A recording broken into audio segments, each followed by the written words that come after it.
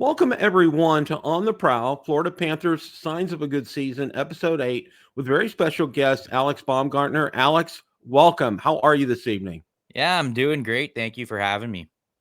It's great to have you. I know, you've been a beat reporter for the Panthers. Why don't you give us a little bit of background about yourself and how you got started and up with the Panthers? Yeah, my first season, writing about the Panthers, would be Zito's first year. So that was 4 full seasons ago. Covered some games in person then. I was still in school in Toronto then, so couldn't always make it down to the arena. Next year was more hands-on, more in-person coverage. Covered 2 playoff series, and it kind of went from there.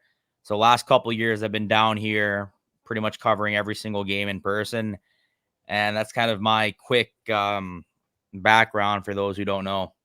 Well, good. You do write. I really enjoy your writing and your articles, and I look forward to seeing them when they come out. You do a Thank you. great job. And title of tonight's or today's episode is "Signs of a Good Season." And one of the things right away, and I noticed this in watching preseason. Unfortunately, I don't live in the broadcasting area, so I can't watch the preseason games. But one of the things that I got from your writing and from everything else that I was reading, Schmidt and Boquist, they really seemed like this was another, bargain basement pickup by Zito that really is going to pay some benefits. What are your thoughts on that, Alex? Yeah, I guess I can break it into two different. I'll go Bulkfist first and then Schmidt. Bulkfist looks like a home run, former top 10 pick. Um, Offensively, very skilled, very fast, has good puck control. Hasn't had too many. Um, it hasn't been necessary for him to have too many 2-on-1s or odd man rushes coming at him. He's done fairly well in those defensive situations, but offensively is where his game's flourishing for me. He has surpassed my expectations in terms of what he can bring offensively to the team. He jumped from number 7 entering camp on my depth chart. He's 100% going to be on that team, first of all. And whether Maurice wants to stick with the same 6 or if he wants to rotate 7, I think he's going to rotate 7 at least to start the year. But Bulkfist is definitely up there in my top 6. Nate Schmidt, another guy where he's in my top 7 pre-camp and he's still in my top 7. They just sent down Tobias Bjornfoot on the day of this recording. He has to pass through waivers. I don't know if he will, but it looked like the way it was going for the start of camp, the 7 was set. Someone had to jump those 7. Nobody jumped those 7 that we have. Uvis Balinskis being the other one that's in my top 7 that wasn't playing Stanley Cup final games last year.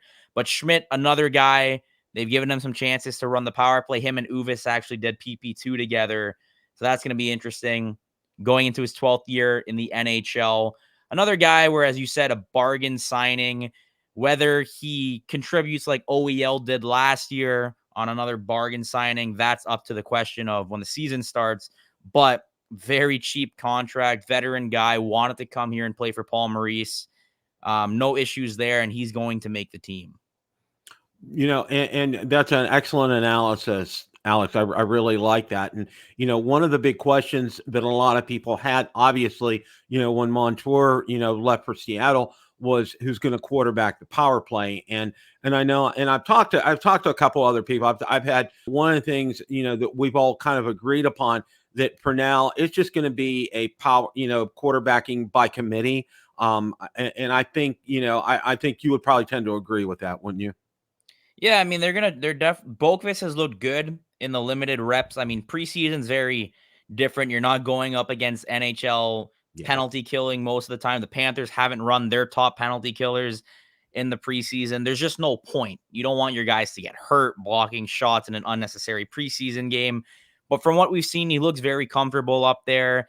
And it's going to be a trial and error thing. Brandon Montour, obviously, there's a reason why he signed for so much in Seattle. There's a reason why he ate so many minutes up in 2 straight Stanley Cup finals. He is an offensively minded defenseman who's very fast, can get back in the play. I wouldn't say as good of a defensive defenseman as a Gustav Forsling is, but there's a reason why Montour's so good and why he got so much money. It's his offensive skill. and his way to carry the play. And that's what they brought Bulkfist in to hopefully carry the play. And for now, that's what he's been doing. And that's, and I kind of expected that from him, knowing him and seeing what he's done through the years. And that's, it's not a surprise. I'm not going to fall flat on my face with something like that. Okay. I know last season, it was the shortest offseason in Panthers history. And, they played a lot of games. I mean, a lot of games the past couple of years. And, a lot of talk has been about them being tired. But more specifically, I kind of want to focus on Bob and Spencer Knight. Do you think, and this is just, I'm just kind of surmising here, do you think that Paul is in tune with that, is maybe give Spencer Knight some more starts this year? The thing with Sergei Bobrovsky and most of this team, but specifically Bobrovsky, is he is so physically fit and he takes that so seriously. From what I've been told, they can't get this guy out of the gym. It's kind of like when they had Yager, and Yager was doing these extensive workouts at that point in his career. Bob's a similar way where, I mean, he's in fantastic shape. He loves playing. And if he's running on his heater, obviously they're not going to try and, play him way too much, but they're going to be mindful of that. That's going to be more of a Rob Tallis thing. Paul Maurice always jokes around and says, I don't know anything about goalies. That's Rob Tallis's, like, they're going to have conversation with the goaltending coach on how much they should run one guy, how much they should run two guys. It's going to be Bob's net. And if he goes a little cold, Knight's going to be there, but it's Bob's net. And for the rest of the team, I mean, once again, they came into this camp even in better shape than they did last year, coming off of a Stanley Cup final loss. The group's in good shape. Maurice works them very hard in training camp for 2 straight weeks up until the third final block, to where their bodies are ready to play 100+ games. So I'm not too worried about a cup hangover. Obviously, there's going to be teams that have been sitting there for 6 months waiting to get going, while the Panthers, it's been 2. But there's a reason why certain teams can continuously go to multiple playoff rounds in a row in multiple years. Tampa, the dynasty of Chicago, LA, these guys are built for it. So I don't think that's going to be too much of a problem. Talk about a great opponent to start the season off with is Boston, and Penguins were kind of a rival with the Panthers. It was always this, kind of, unspoken rivalry there. But I think the one that's really kind of risen to the top is the one with the Bruins. I mean, I know tomorrow night on Amazon Prime, we're going to see Matthew Tkachuk and the Bruins, and, all his angst with them. I mean, would you kind of agree with me that I would say probably their number one nemesis or thorn in the side is the Bruins? I've thought about this. It's Tampa or Boston, but I think with this specific team in recent memory, the Bruins series have just been played way harder than those Tampa ones. Obviously, 23, the Panthers didn't play Tampa. They got Toronto instead. So these Paul Maurice Panthers, their biggest rival are the Boston Bruins. And if you ask Boston fans who they want to beat the most, it's probably going to be the Florida Panthers. If you lose to it, it's the same thing with the Panthers fans. You want to beat Tampa. And that first round series where you beat Tampa, you slay the dragon, you go on to win the cup, you kind of need to hit that storyline. And for Boston, it's going to be the same way. And if for Toronto, it's going to be the same way. Toronto needs to beat Boston. Boston needs to beat Florida. That's just how it goes. And Florida had to beat Tampa. These games are hard. They're physical. The Panthers have owned TD Garden in the postseason. They won 7 straight games, which is unheard of in a building that good and that loud, because Boston has very good, very loud, and very passionate fans. And the Panthers have made it their home the last 2 postseasons. So, yeah, I'd say Boston is probably their biggest rival. It's kind of hard to say for Boston. They're still original 6 rivals with Montreal, with Toronto. They still don't like New York. But in recent memory, I guarantee the Bruins fans want to get one over on the Panthers in the playoffs. Oh, without a doubt. I mean, it's just, you can see it. And even on comments on Twitter, there's a lot of chirpiness with a lot of the Bruins fans out there. I just, it's something that I see all the time. Who do you see specifically in the Atlantic Division is a sleeper, something that you really weren't thinking about that may come up and surprise people this year in the Atlantic Division? For me, I think, like, nope, I'm not throwing any orders because I really can't tell you an order. I think it's going to be the same 4 teams making the playoffs. I think it's going to be Florida, Toronto, Tampa, I think Boston. I think those 4 are in. And then it's, can somebody else jump into that race? Is it Detroit? Is it Ottawa? I don't think Buffalo's there just yet. Unfortunately, Montreal, you lose Laine for a couple months. Luckily, he's coming back sooner than it looked. But I still think they're in a little bit of a retooling mode for another season or two. So I think Detroit's probably the team for me that if anybody can get into the playoffs that wasn't there last year in the Atlantic, it's Detroit. They probably should have been there. They probably deserve to be there over Washington. It was a very close race. They get Tarasenko, who's obviously a winner, and he knows how to play playoff hockey. If they can have Kane healthy for most of the year, that's important. I mean, they have the tools in place to where they can get into the playoffs. So for the Atlantic, accounting for, I think, the same 4 teams make it, Detroit's probably my team that jumps in, if a team jumps in from the Atlantic. I was I agree with you because, I was very impressed with the season that they had last year and what they've done through the offseason. I don't follow them as close as the Panthers, but I think they made some good moves. I was pretty impressed with how they've done things. Okay. What for you, Alex, is going to be a sign throughout, especially in the early part of the season, that that the Panthers are clicking on all cylinders? I think it's if they keep, it's going to be very cliche, but stick to their game. There's no need to win the President's Trophy. There really isn't. I think every team in the last 10, 14 years can tell you, you don't really, I mean, the team that won the President's Trophy, they didn't win the cup. Chicago, I think, was the last one. I don't remember which Chicago team that was. Maybe it was 2015, but it's been almost a decade that a team that won the President's Trophy has won the Stanley Cup.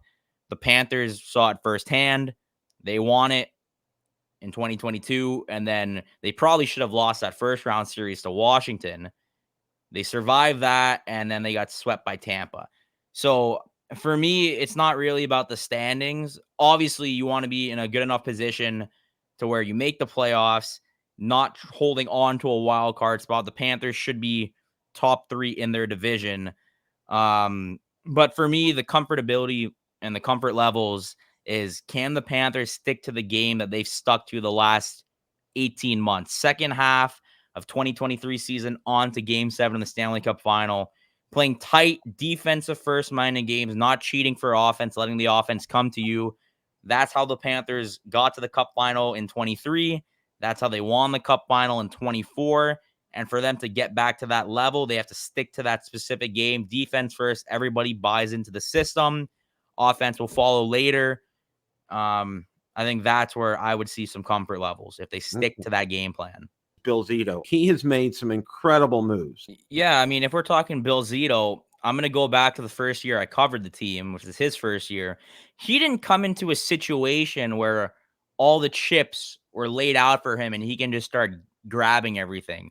Yes, they had Barkov. Yes, they had Ekblad. They had Bobrovsky on the second year of his contract, I believe. And it was already not looking good that first year of Bob on his long $10 million per contract. They had not a lot of cap space, and Bill Zito had to come in and figure it out. And the first thing he did was make that Mike Matheson move, get him out. You bring Patrick Hornqvist in, a little bit of a culture change. You give yourself some flexibility for the future, and then he starts to cook. You bring in Carter Verhaeghe, which a lot of people were saying, who's that, on a very cheap 2-year deal. You get a guy named Gustav Forsling, who nobody's heard of, off of waivers, and we know how that turned out. You make a swing for Sam Bennett at the deadline. You rejuvenate his career. The next year, you bring in Sam Reinhart. And then I think the turning point for the franchise is you have some of the pieces in place, but it's not good enough. I'm going to fire the coach that was second in Coach of the Year voting. I'm going to trade our franchise player. And at that point, probably the second best defenseman on the team in a lot of people's eyes is Mackenzie Weegar. And I'm going to go for Matthew Tkachuk. And boy, did that pay out. So Bill Zito didn't necessarily he didn't come into a bad situation, but he didn't come into a situation where everything was great. He had to build it himself. I mean, most of that team is his guys.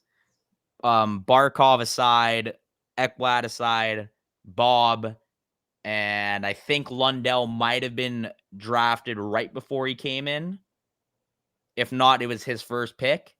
So, yeah, I think Knight was the last guy, and then Lundell might have been his pick. But basically, most of these pieces weren't in place, and Zito had to cook it up himself, and it's worked out 4 years later. Well, it just goes to show what a good general manager can do for a team. And I know, for example, I know the Penguins hired Kyle Dubas from Toronto, and he came in. Talk about getting thrown into a hornet's nest. Yeah, the thing with if I can just jump in, the thing with Dubas Sure. He had a pretty good track record in Toronto. I know they didn't have great playoff success, but he did build some of the better teams they've seen in the last decade. Unfortunately, they weren't able to get over that hump. Now, when he got to Pittsburgh, Sidney Crosby is still one of the best players in the league. And what do I do here? Because I got Letang here, I got Malkin here. Crosby, I'm not moving Sidney Crosby. We got to make a decision, and that's when they swung for Erik Karlsson. So you have a very old team with a lot of good players in their prime and still good players, but that situation was, I'm the new guy here. I have multiple future Hall of Famers on my team. I need to do something to where I'm not shipping them all away. And that's why they brought in Karlsson, and that's why they made some of those moves. Unfortunately for them, they missed the playoffs last year. Yeah, and it's been 2 seasons, and Karlsson is on IR right now, and it's day to day, and not really knowing what's going on with all of that. I know you mentioned Patrick Hornquist, and I look at a couple of former Penguins that have really made a big difference in terms of this team and the character of the team. And one of them was Patrick Hornquist. And, one of the things that the Penguins sorely missed after he left was that net front presence. Okay. When Patrick would park himself in front of that net, he wasn't going anywhere. He could come up against the biggest guys, and he was like a rock up there. And then I'm also going to go back to Jágr. And I think, a lot of how Alexander Barkov is today is because of Jágr, and he instilled that work ethic in Barkov. Barkov, one of the things that I get from him is a great sense of humility, and also someone who has a very high work ethic. What are your thoughts about Barkov? Yeah, I mean, he's by far one of the best players in the league, and I think his coming out party was the 23 Stanley Cup final, where people are like, all right, maybe Barkov can lead a team. And then, I mean, he was one of the guys that really put the team on his back that entire 24 run, whether it was offensively, defensively, shot blocking, positioning, just leadership. I mean, his teammates can't say enough about him. Guys across the league can't say enough about him. I mean, he's going to go down as one of the best two-way forwards in the history of the game. And he has his cup. And yeah, he works hard. He's one of the last guys to leave practice every day, even during training camp. I mean, that's a guy you want to look up to if you're a guy trying to break into the league or a guy on his team. Every team has its pluses and minuses. I mean, that's kind of a given. What do you think for the Panthers? What do you think their Achilles heel is right now? And is it something that needs to be overcome quickly or through the season? I wouldn't say they have an Achilles heel. Now, the one thing that's been hurting them, and I think they're just going to find a way, is injuries for guys that were supposed to compete for spots. So luckily for them, most of their star guys are healthy. Most of their core guys are healthy. The hope was for Mackie Samoskevich to come and compete for that third line spot that Tarasenko left open. And he still hasn't been able to get into a preseason game. And the hope is he plays in Quebec City. And then Thomas Nosek, who is supposed to be the fourth line center, gets hurt in the first period of his first preseason game, and he's weeks away from skating. So those are two guys that were supposed to be on your team that gets hurt. But now it leaves open opportunities for other guys to compete for spots that you probably didn't think had a chance. I mean, Patrick Giles, they can't speak enough about him. Now, while I think there's still some work to be done with his game, and I don't think he's going to play in the NHL the whole year, I do think with the options they have, he should be making this team, and he's earned it on the fourth line center. And that also leaves an opening for that third line wing, because if Samoskevich isn't ready to go, now he is skating with the main group, that might bump Jesper Boqvist up, who was competing for a fourth line spot on that third line. So there's, or maybe Sandis Vilmanis. I know they want him to learn some more defense in the pro game, but he's looked really good as a 20-year-old. So while the injuries have hurt the initial plan, I think it's opened up some options for guys down the road. Like, hey, you know what? They had a really good preseason like Will Lockwood did last year. Maybe we can call him up sometime during the year, and maybe he'll fit in.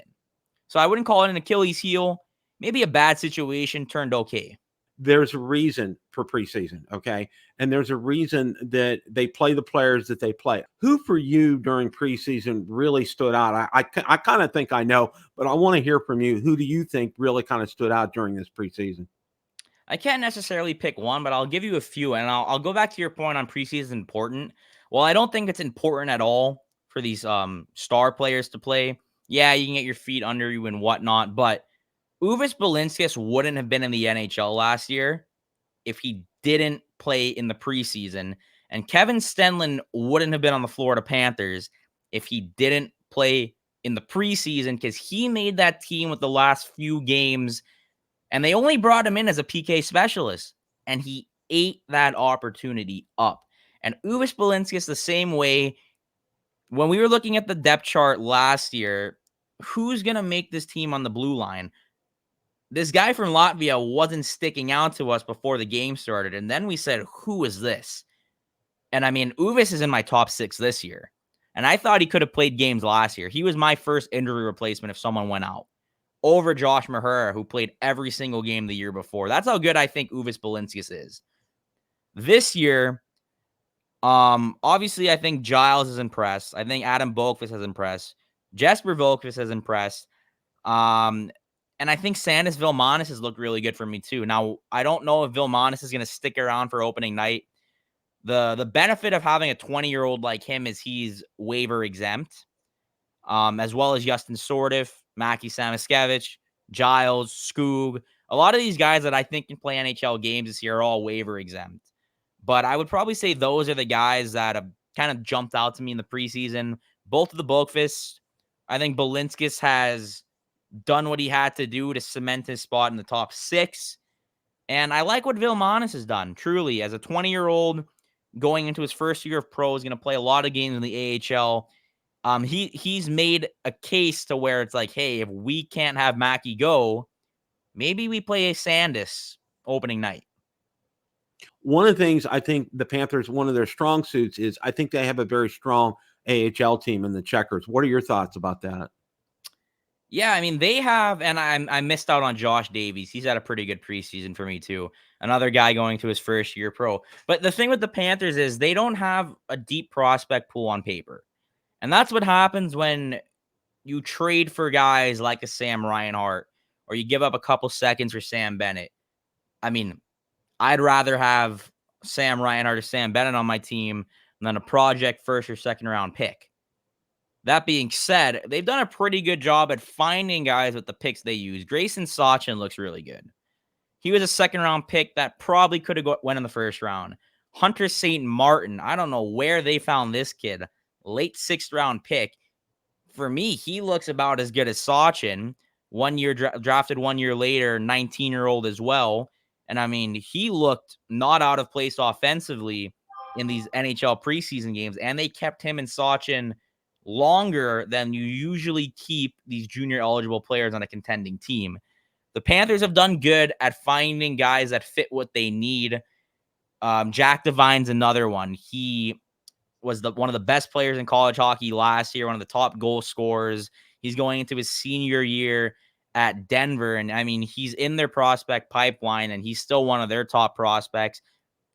With the limited assets that they have, they've done a pretty good job at building depth pieces, not necessarily stars, but guys that can come into the lineup. One of the things that this week, which was real interesting, is, they came out with that 2024 Stanley Cup Championship video. What are your thoughts about that?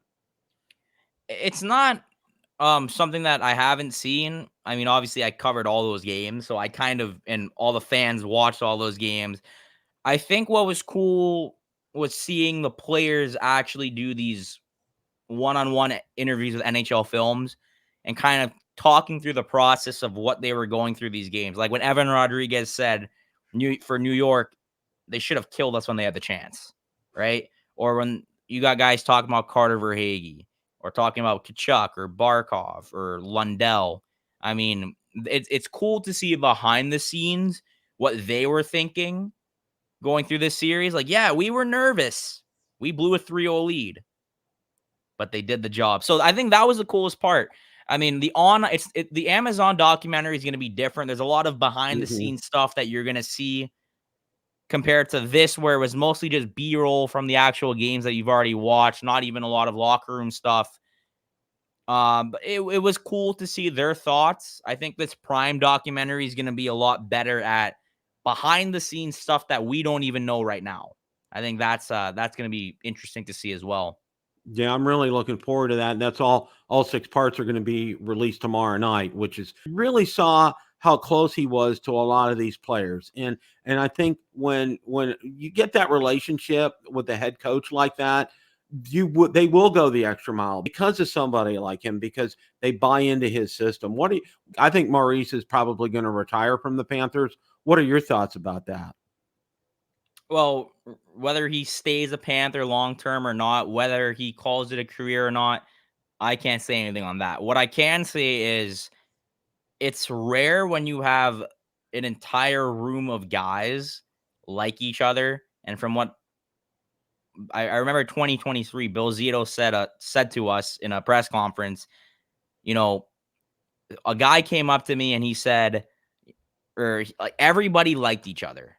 And that doesn't happen a lot in the NHL, where every guy in the room likes each other. And I have to think 2024 team was a very similar vibe where they were all locked in. And Paul gives all the credits to his players.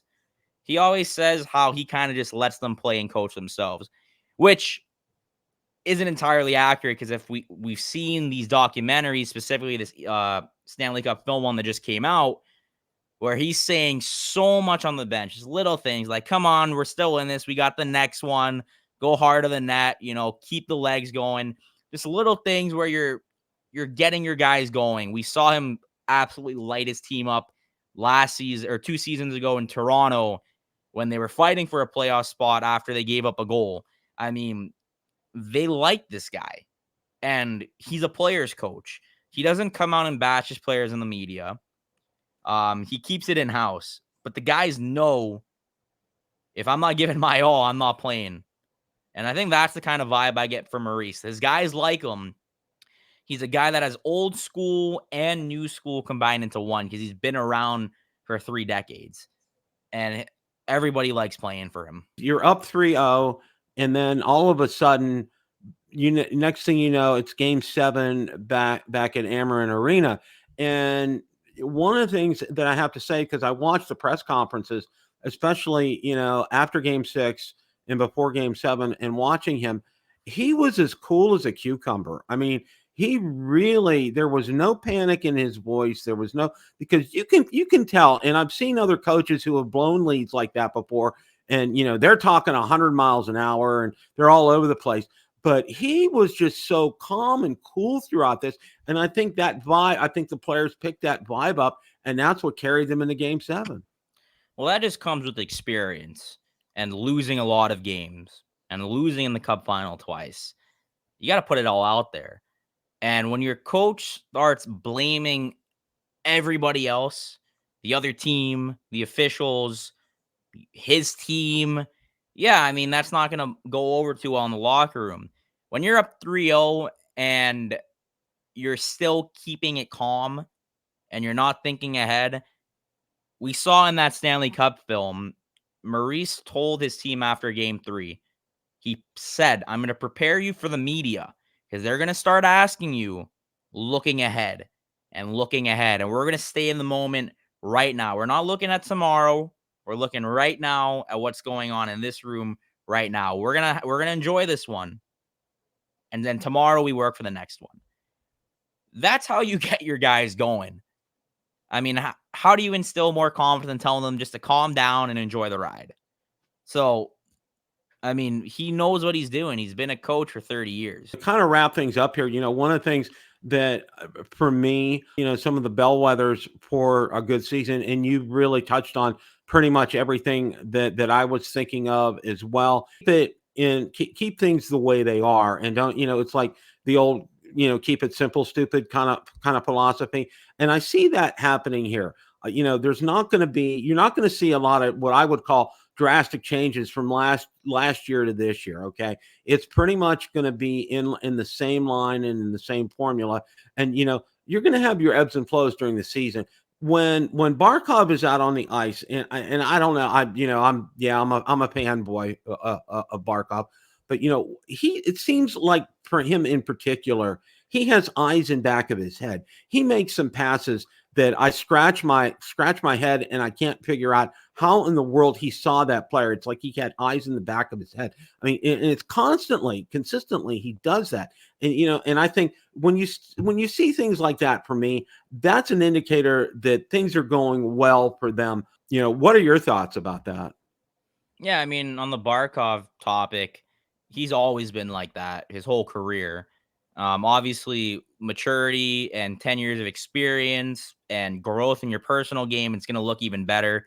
There's a couple guys that I think of that used to do that. I mean, Pavel Datsyuk sticks out. He could, you could pick a pass apart no matter where he is on the ice. He can find a guy. The Sedin twins were really good at that, at just finding each other without even looking. Obviously, Patrice Bergeron was really good.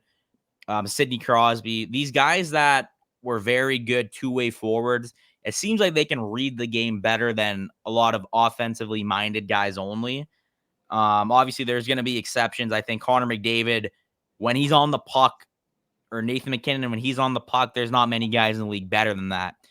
But away from the puck, I mean, the way Barkov reads angles, reads the game, the way he positions himself, not even for him to get the puck, but for him to set up his teammates, knowing that if he's controlling the top of the blue line and the other team's trying to break out, they're going to panic, and then someone else is going to scoop in. I mean, it's just the little things that he's the best at it. That's why he's 2 Selkies, and that's why he's going to win more, and he's going to go down with some of the most Selkies of all time.